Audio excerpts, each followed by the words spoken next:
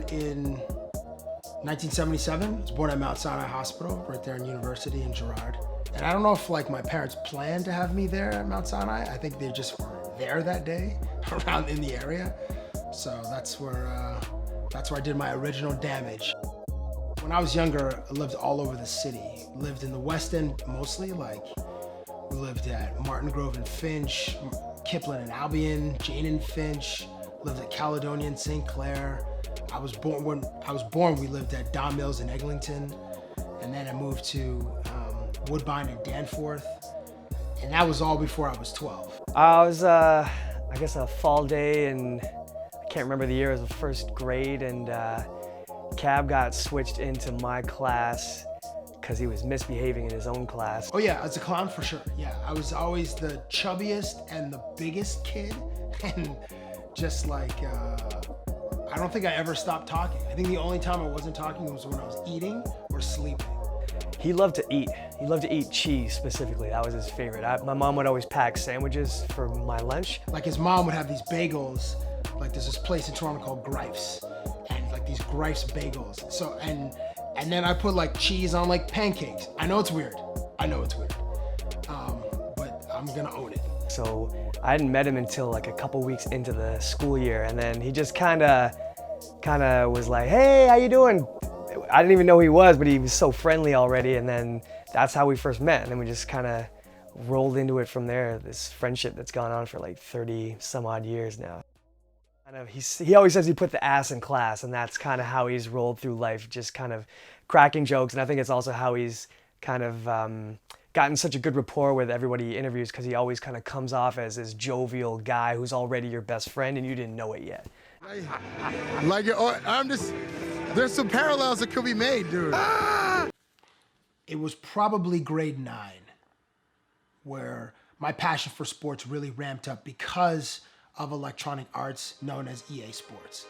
When Super Nintendo and Sega Genesis were released to the public, and we could play video games in the winter, we could play the NHL titles or the Madden titles, that really ramped up my passion. Because now I was playing with the players that I saw on TV, that I saw on the highlight shows. He's always been a sports guy, and I think a lot of my love of sports came from him as well, because he was always so much more knowledgeable about it, and I think I kind of picked up on that from him. Listen, I'm average in all facets of life. And as an athlete, so mediocre. It was baseball and football. Those are my gifts. Listen, I don't have the hops. I don't have handles. I can't pass very well. So I just, basically the fat guy sports. So football, and then baseball, because you could be like a chubby first baseman or a catcher, you know, which I played both. He was a horrible skater. I was definitely a much better skater than him. I think one time we went skating for a class trip, and he was kind of shuffling along, and he wiped out and he hit his mouth on the ice.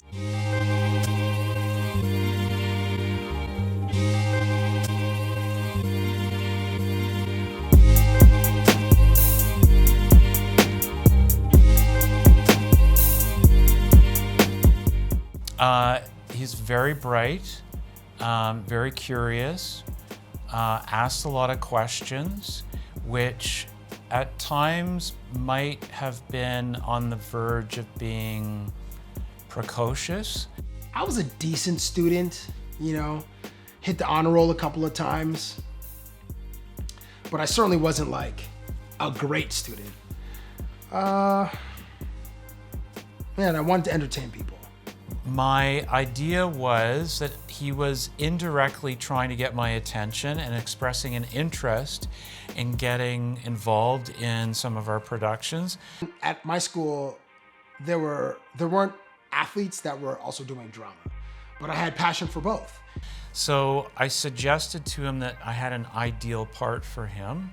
Little Shop of Horrors.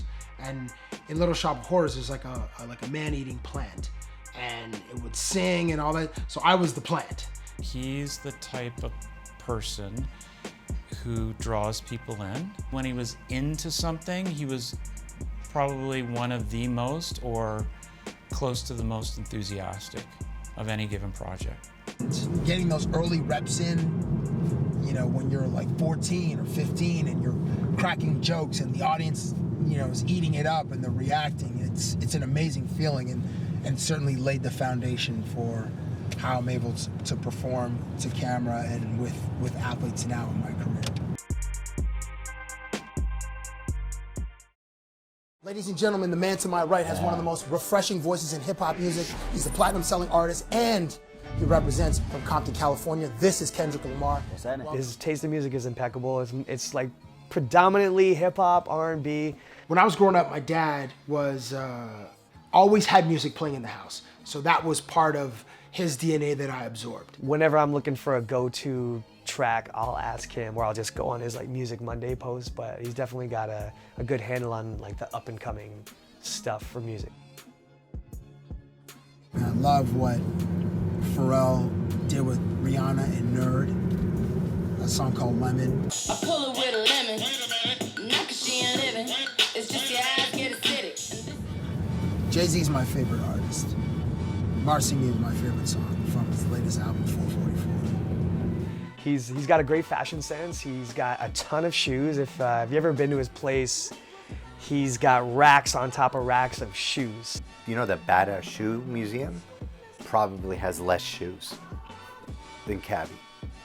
So, like, listen, I'm not that stylish of a guy. I'm like, my own style. My interviews, cuffs up, tie, kind of loose, the after the work look.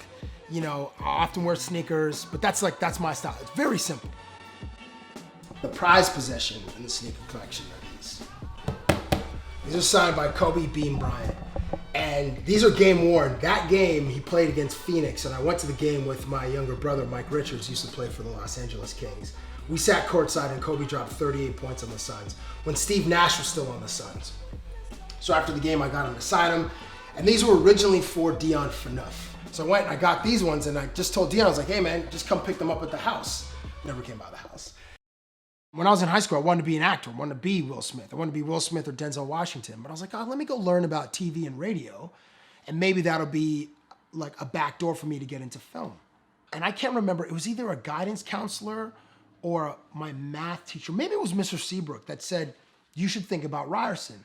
They've got a great radio and TV program.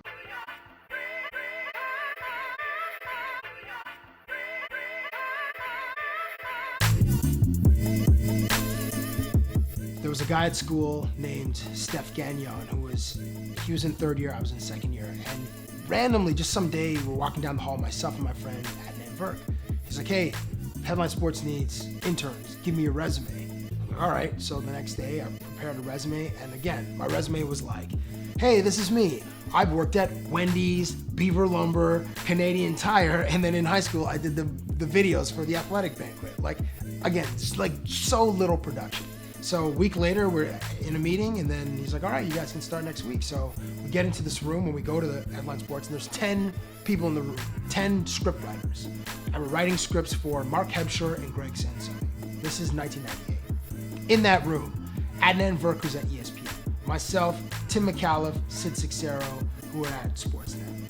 So that was like internship, then turned into a part-time job writing scripts at Headline Sports, which then became The Score. So this is like 98 to 01, and then in 01 is when the idea of being a man on the street was born. I was working in the control room. I did not know Cabbie at all, really. All I knew about him was he was a script writer at The Score while I was hitting buttons in the control room. So he would have to come into the room, pass out scripts, but he would come in, literally hit on every girl in the room, insult each guy, make sure he gave everybody a little bit of attention, everybody would laugh, and then he'd be gone. He'd be back half an hour later with more scripts, do the same thing again. The original idea was on the weekends, Steve Coolius and Lisa Bowes had their weekend highlight show. And they wanted to change it from like the regular highlight show that was Monday to Friday. On a complete coincidence, on the first night ever that I went out for drinks with other people who I worked with, Steve Coolius and Lisa Bowes were there, and they're two of the bigger name hosts on the network. And they were talking about the scriptwriter named Cabbie, and they were pretty much pressuring him to take a camera and go out on the street and do streeters just so that he could have some exposure. They thought he'd be a good thing for the network. I thought this was kind of silly, because if you're trying to showcase the guy's personality, how are you going to do that if he's not in front of the camera? So I just said, hey, I have a camera. Why don't I go out and help him? So at 11:55 on Sundays was this new bit And then like after 6 or 7 of them, I changed it to Cabbie on the Street.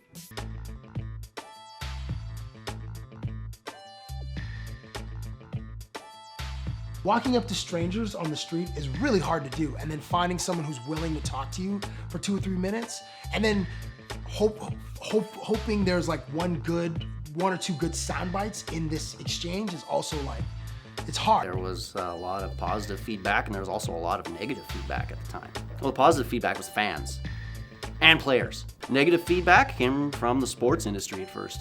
Cabbie was doing something that was very non-traditional, and he was getting some opportunities that other people who had been working their asses off for many, many years weren't getting. And it upset a lot of people. It excited a lot of people. People saw him as a way to expand the network, expand sponsorship, expand a lot of things.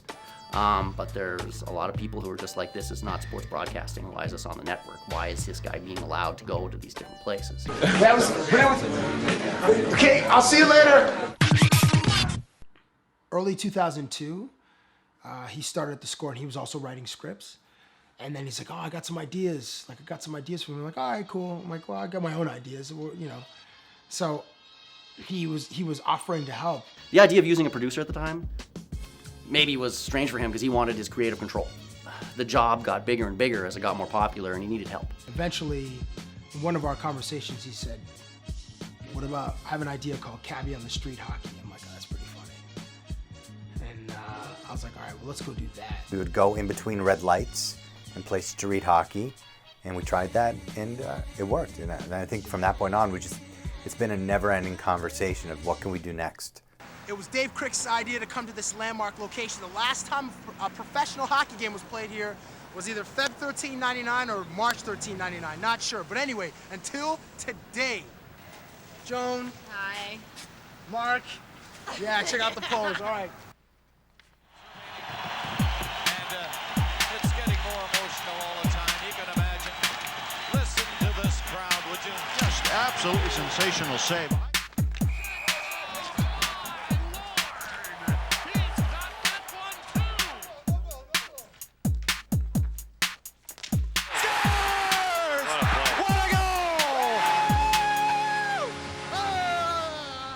One of the first significant pieces, Cabbie on the Street pieces, took place right here in front of Maple Leaf Gardens. Cabbie on the Street Hockey, where I challenged random people. Part of it was here, another part was Young and Bloor, but this is nostalgic for me because I haven't been back here that often, and I certainly haven't been back in the middle of this busy street playing street hockey like a donkey. So Dave came in at the perfect time, and the opportunist that Dave was, and within a couple of episodes, he showed his self-worth, and then Cabbie would go nowhere without him. I really just wanted to make television, make content. I use sports to do that. Sports is, at its essence, a game, which is supposed to be fun, and it's entertainment. That's why we enjoy it.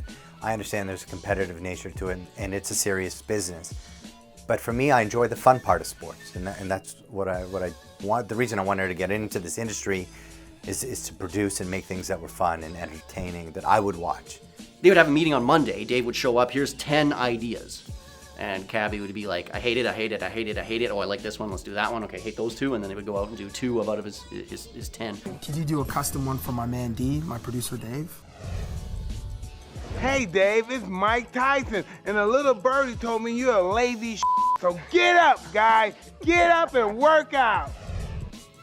As time went on, and Cabbie started trusting him more, he started taking on more responsibility, and he became a major part of everything. I don't think the show would have reached, I know definitely the show would not have reached its success without Dave.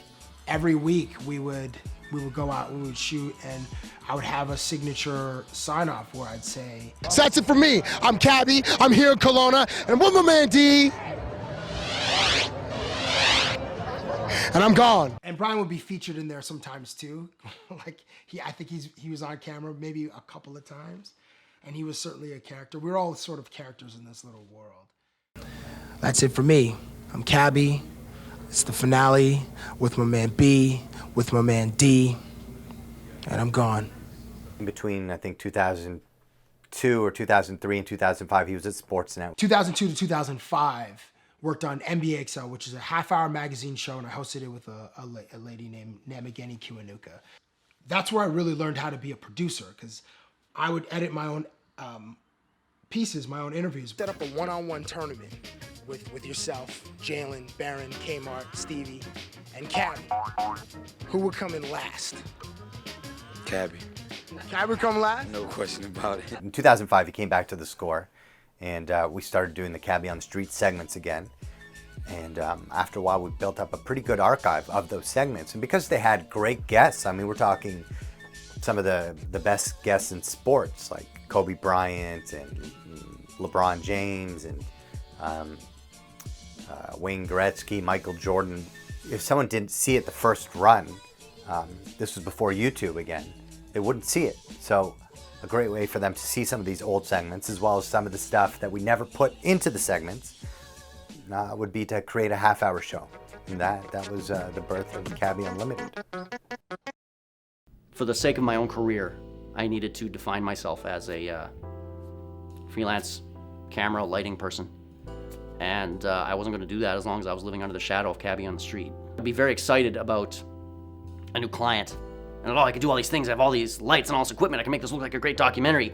Oh, hey, can you put a camera on your shoulder and just maybe make it look kind of like Cabbie on the Street, but not exactly the same, but yet exactly the same? And B was he's like a huge part of the beginning of my career. Like, it was literally just him and I. It was just like one dude, camera dude, and then we're just out, like, harassing people and just coming up with stuff on the fly.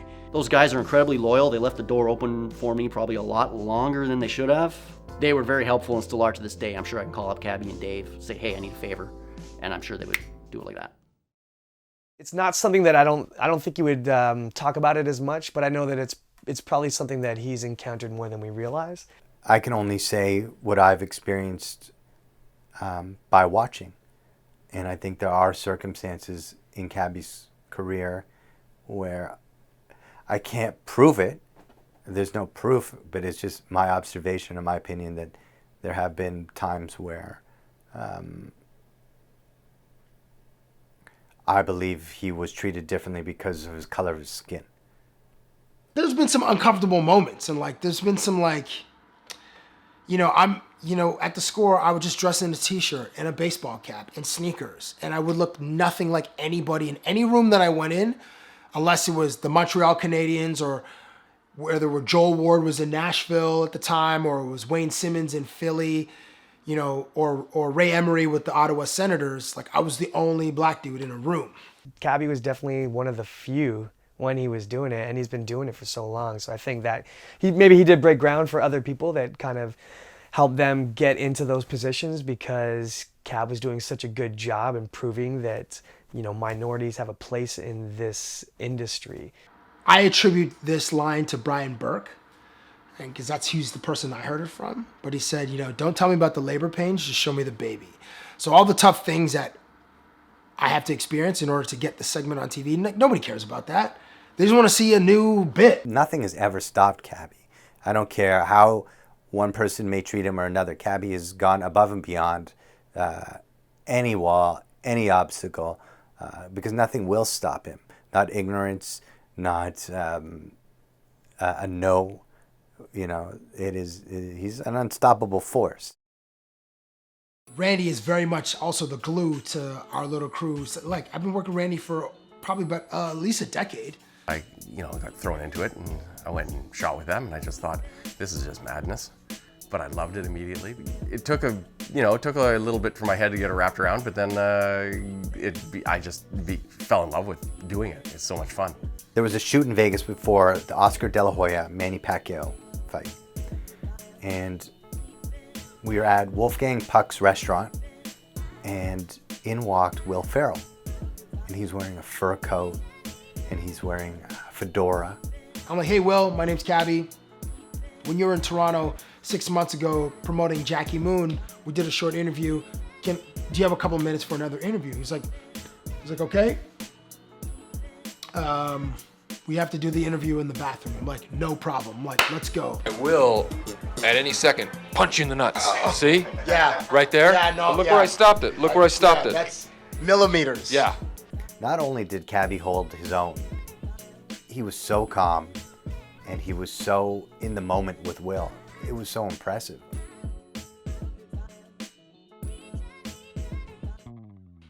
I left in November of 2010. Last show was on court surfing.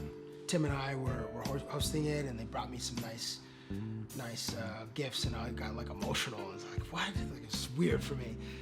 So then moved on to Maryland Dennis Show, which was a totally new experience for me. We left at separate times. I left before, and then Cab left. Just our time had run out there. That's all. When I was pitching ideas, like I'm going from doing stupid college dude humor type of stuff, where I'm like, oh, I'm gonna go to this frat party, or I'm gonna go like tailgating, to like a more refined audience. So it was a big time challenge for me. I thought his stuff there sucked. It was terrible. I just thought, why? You should just give up. No, I'm kidding. No, he was terrific. Cabbie's amazing. It was good, even there. Yeah. With Cabral Richards. How can I say this nicely? If you buy things for our house that I didn't have at my house before I lived with you, then they're not for us. They're for you. They're transistors in our brains. They tell us they're for you. Is that fair? This has been This is terrible. With Cabral Richards. I think I'm speaking the truth, man. It's terrible. Like, look how fat I am. Man, like, I loved carbs back. I still love carbs, but I was in love. Like, I was lusting for carbs back then.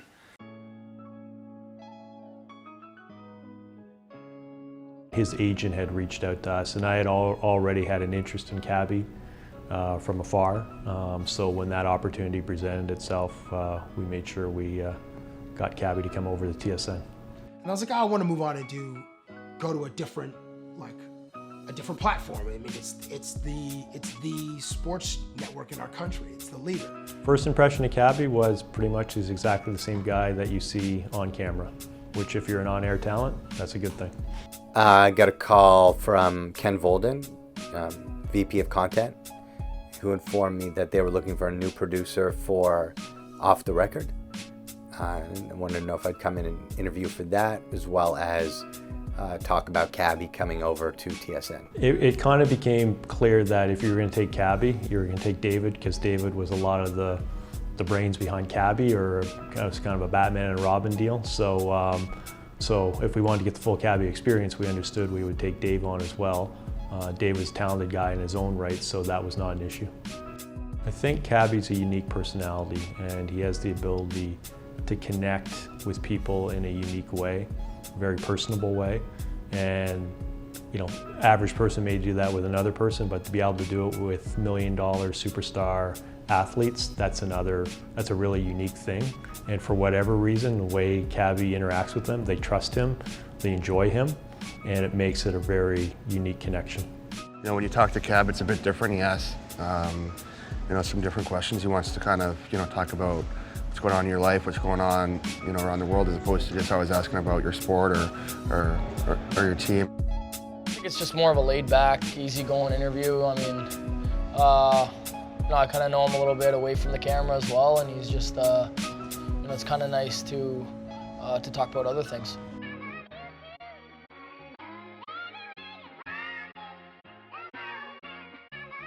I would say that in spite of his success, he's remained extremely loyal to his friends.